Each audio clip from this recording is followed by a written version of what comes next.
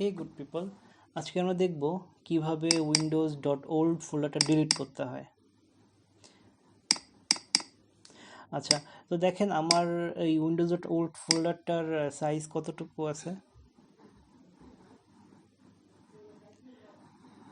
আচ্ছা, আমার Windows.Old ফোল্ডারটার size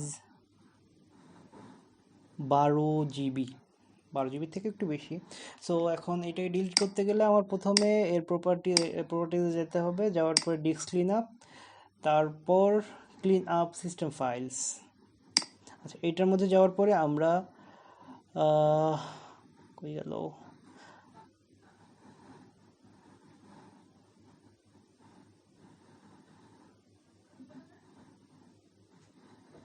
is okay, এর মধ্যে হচ্ছে প্রিভিয়াস উইন্ডোজ ইনস্টলেশন, এই যে এইটাকে টিক মার্ক করব।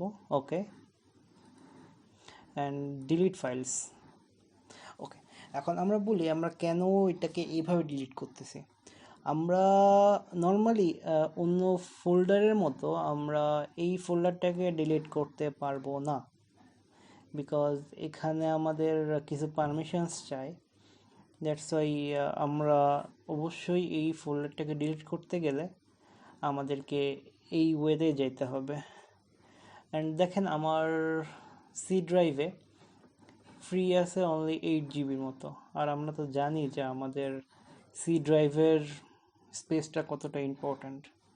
সো এই আমাদের সি ড্রাইভের যদি আমরা স্পেসটা বাড়াইতে চাই, সো আমরা এই আগের উইন্ডোজের যে ইনস্টলেশনের ফোল্ডারটা থাকে এটাকে ডিলিট করে দিব।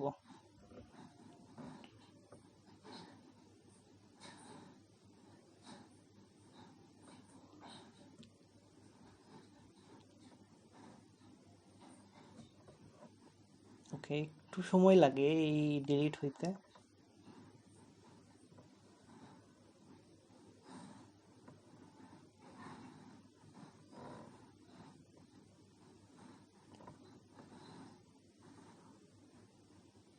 ওকে, আমাদের ডিলিট অলমোস্ট ডান। ওকে, ডান। তো এখন দেখেন আমাদের স্পেস আগে কতটুকু ছিল, এখন কতটুকু আছে, আর উইন্ডোজের আগের যে ফোল্ডারটা ছিল, ওল্ড ফোল্ডারটা, সেটা এখন নেই। সো থ্যাংক ইউ আমার ভিডিওটা দেখার জন্য। সো আশা করি সঙ্গে থাকবেন, সাপোর্ট করবেন। Thank you.